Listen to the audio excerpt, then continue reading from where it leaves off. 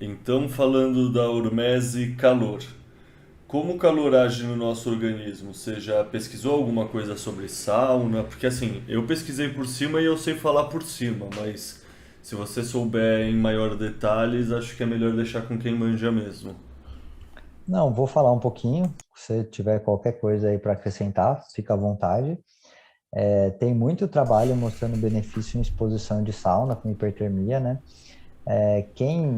Fala bastante, eu acho que tem o mérito aí de colocar isso na comunidade foi a Rhonda Patrick, você acho que já comentou comigo que você ouve o podcast dela. Exato, foi nela que eu escutei tudo que Inclusive, eu sei, lá mesmo. inclusive, ela tem um artigo publicado de revisão sobre o benefício de sauna, é bem legal. Depois eu vou colocar lá também nas referências, né? Então, basicamente, ela descreve, assim, sei lá, diminuição de risco de morrer por doença cardiovascular, que para quem fazia sauna lá na Finlândia, cai em até 50%, mesmo ajustado para outros fatores como nível socioeconômico, essas coisas.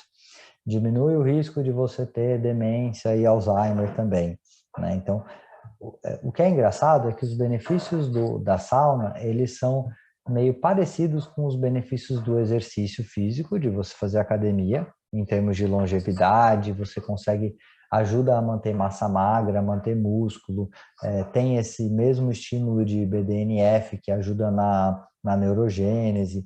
Então, tem um monte de benefício que é bem parecido com o exercício físico.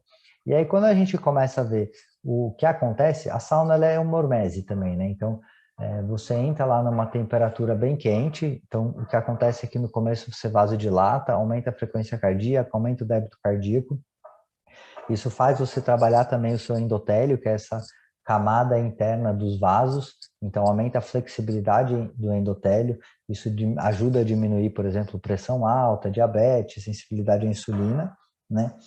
E aí o que a gente viu é que tem esses benefícios descritos de melhora de saúde em geral.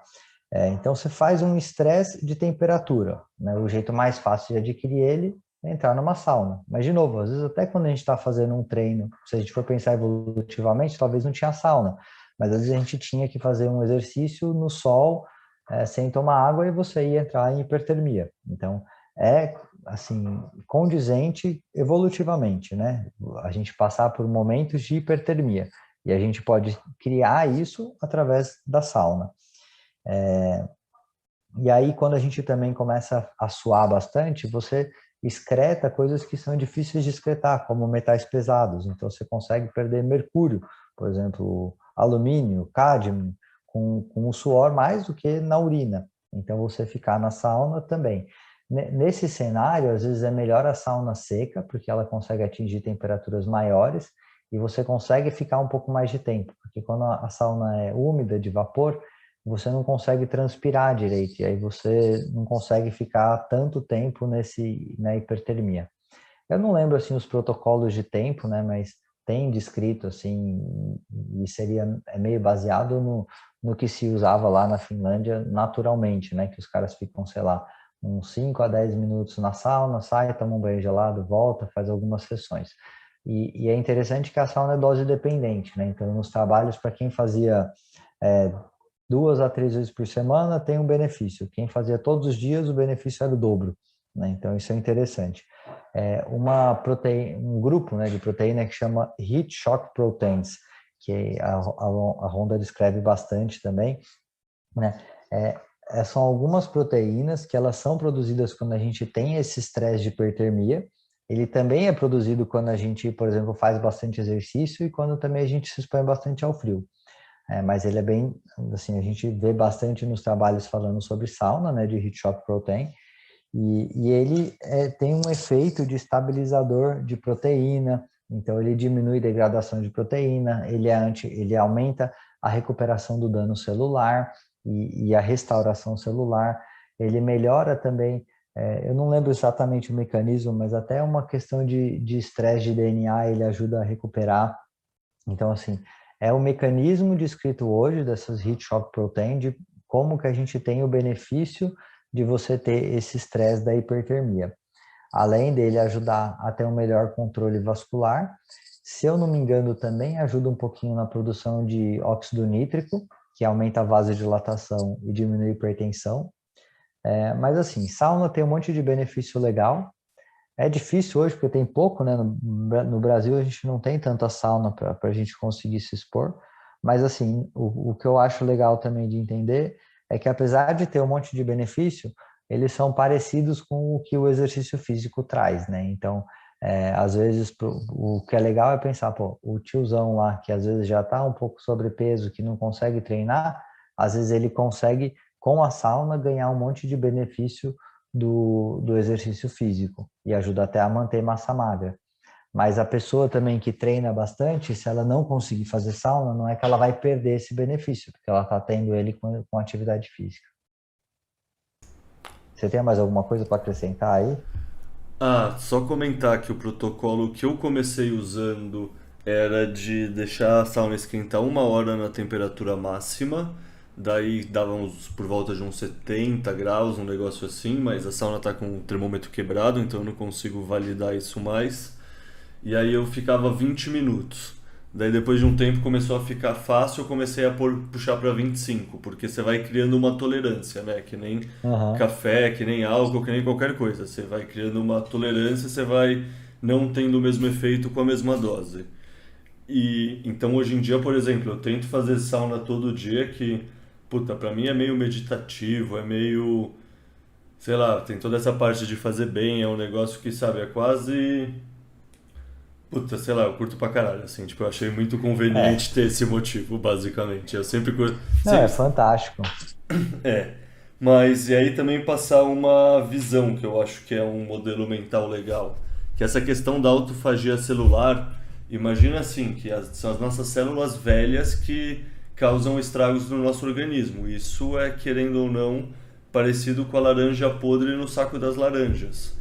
Tipo, você tem um mecanismo que tem autofagia, então essas células velhas são comidas e vão embora, você mantém a saúde das células do lado, ou seja, essas laranjas do lado da laranja podre não apodrecem. Isso que eu falei brincando como laranjas, no fundo é a origem dos cânceres e tudo mais. É sempre uma célula velha, uma matéria que está, sei lá, decaindo que começa a dar errado. Eu não sei falar nos Uhum. termos médicos, mas é isso, não é? Sim, sim, autofagia é uma coisa importantíssima, né? Até teve um prêmio Nobel recentemente do cara que descreveu e associado ao jejum. A gente vai falar disso ainda numa outra hormese. Aparentemente, a hipertermia ajuda também nesse mecanismo, né? Então, o estresse da temperatura alta, ele, para uma célula doente, ele é quase insuportável. Então, às vezes ela acaba entrando em apoptose e depois as outras células, depois ela vai ser digerida e reciclada no corpo.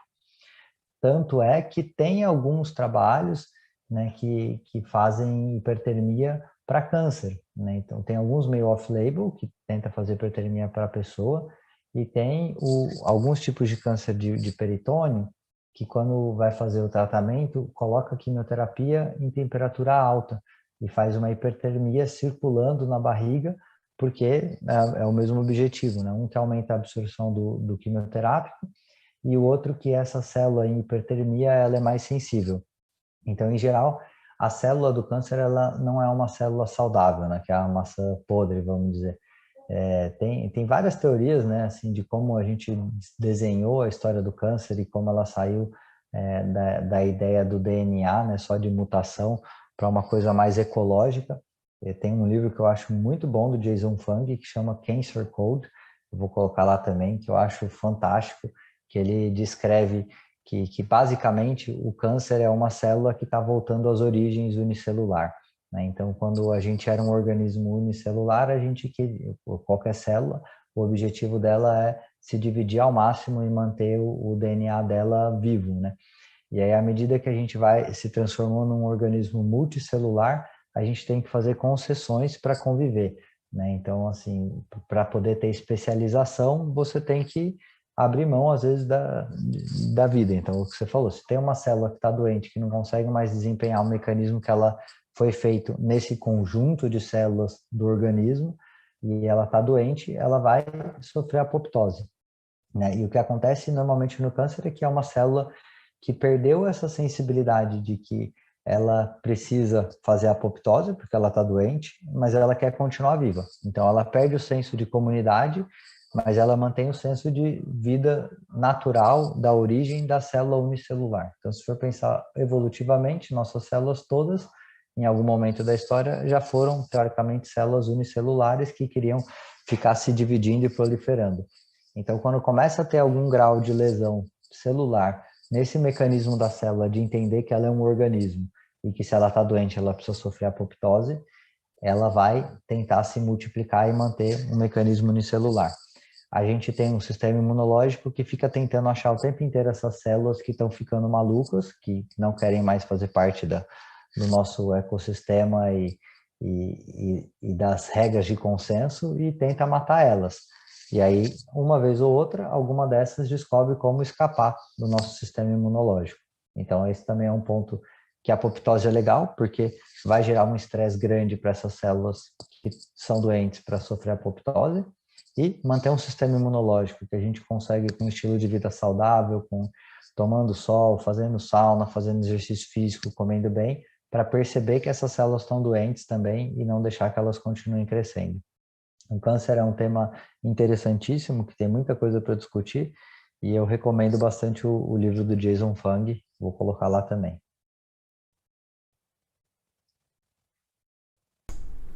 Boa. É...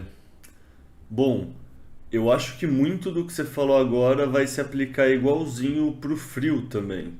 Mas deixa eu te perguntar, como o frio age no nosso organismo?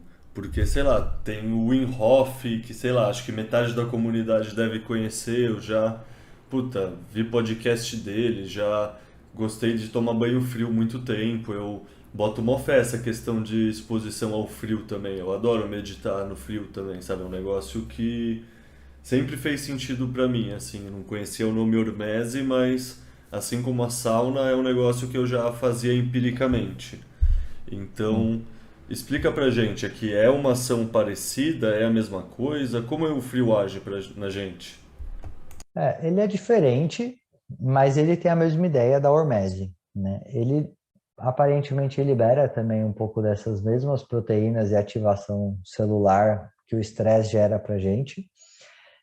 O Wim Hof é um cara bem interessante, que ele foi tudo meio empírico, ele foi adquirindo ciência no meio disso tudo, né?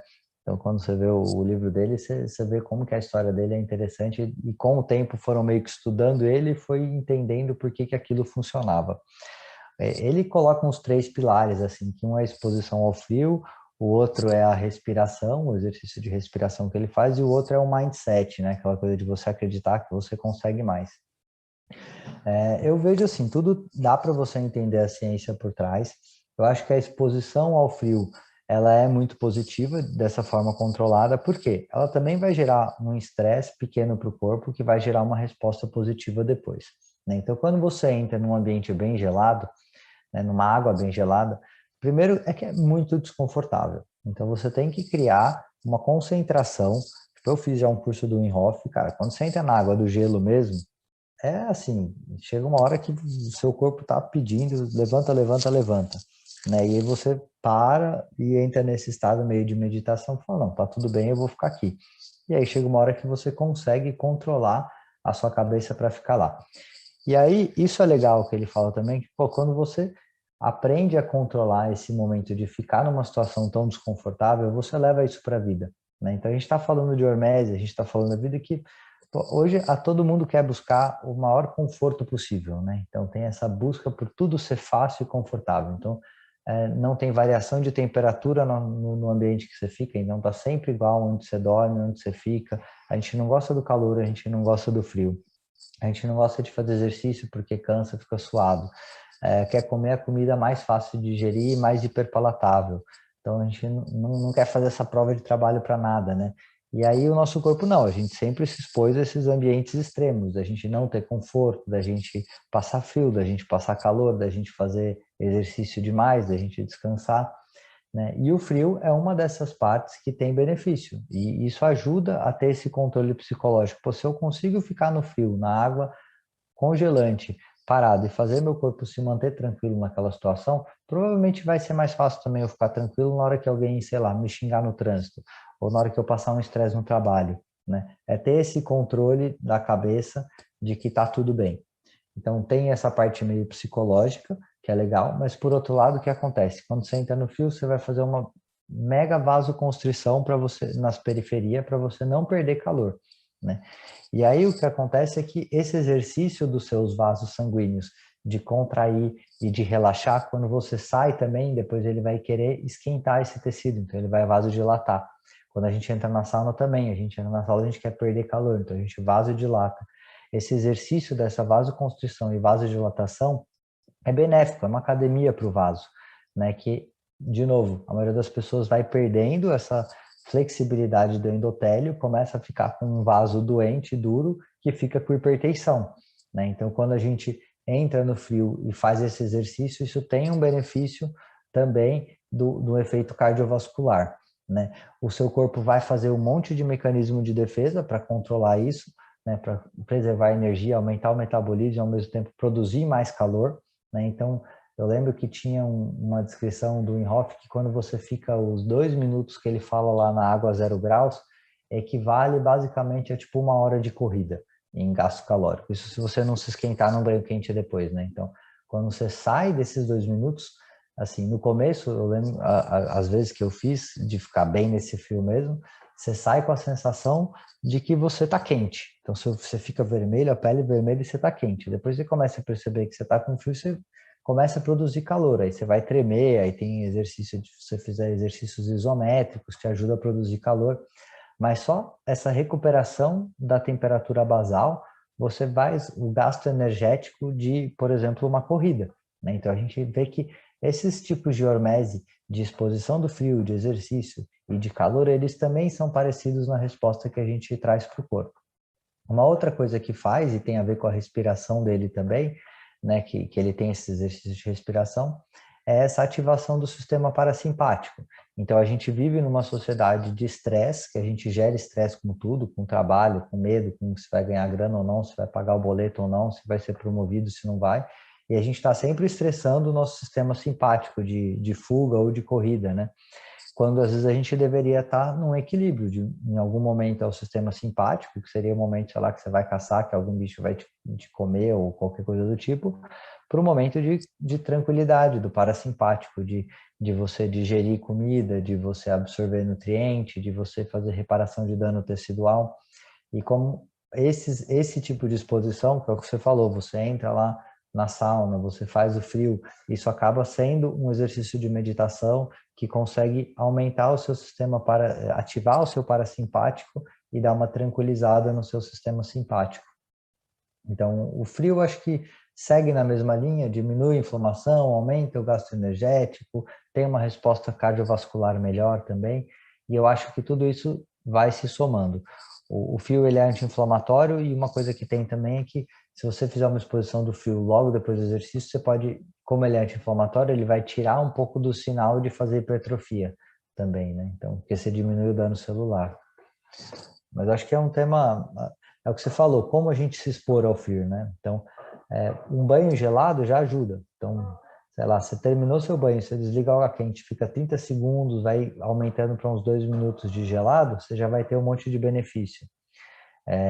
E aí, de vez em quando, se expor a esse tipo de água gelada. Então, eu gosto, tipo assim, eu sempre tento terminar meu banho na água gelada, e aí, pô, eu tenho um sítio que eu sempre vou, tem uma cachoeirinha. Vou lá e entro na água gelada, sempre. E isso parece que faz bem, né? Aquilo que você falou que faz sentido. Você fica ali, você tá descalço, você tá na água gelada, depois você medita, você tem que se controlar. Então, entrar na água gelada quando você puder, né? No inverno, pô, você tem uma piscina, entra na piscina no frio, você tem um rio, tem um lago, entra na piscina, começa a se expor. E eu acho que isso tem um efeito positivo real. Mais alguma coisa aí que você gostaria de acrescentar?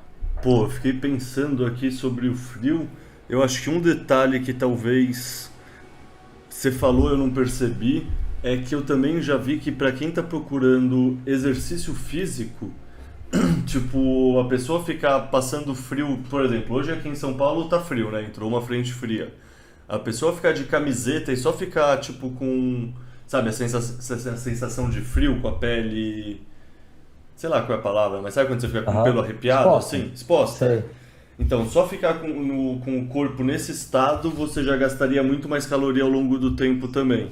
Você falou isso da Sim. pessoa, tipo, no caso extremo do banho gelado, mas sei lá, pra pessoa que quer emagrecer um pouco, supostamente só passar frio assim você já força essa questão do corpo esquentar e, portanto, já força esse gasto calórico maior. Sim.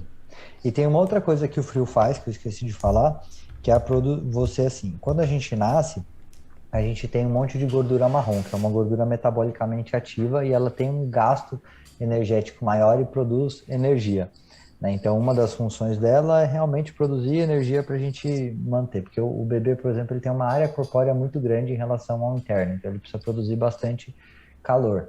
E criança, você vê que tolera bem frio, né? E aí, à medida do tempo, principalmente que a gente não se expõe ao frio, a gente vai perdendo gordura marrom. Só que você começar a construir uma exposição ao frio, você aumenta a quantidade de gordura marrom e isso melhora o seu metabolismo basal. Então, assim, isso ajuda a emagrecer de verdade. Exposição ao frio ajuda a emagrecer. E isso é uma coisa engraçada, que você vê que raramente você vai ver um surfista gordo, né? E talvez esse seja um dos motivos, porque o surfista está sempre ali na água, e aí a água, mesmo a água quente, quando você fica bastante tempo, entra na água, sai, pega vento, isso esfria um pouco e acaba gerando um estímulo de ter uma quantidade maior de gordura marrom e ajuda você a se manter mais magro, né? Um dos motivos também que ajuda. E é raro ver surfista gordo, né? É, só um sem vergonha tipo eu que acaba ficando um tempo sem ir. O pessoal que surfa sempre é sequinho, sequinho. É, mas Bom, é interessante, o efeito metabólico do frio também, essa questão da gordura marrom é legal.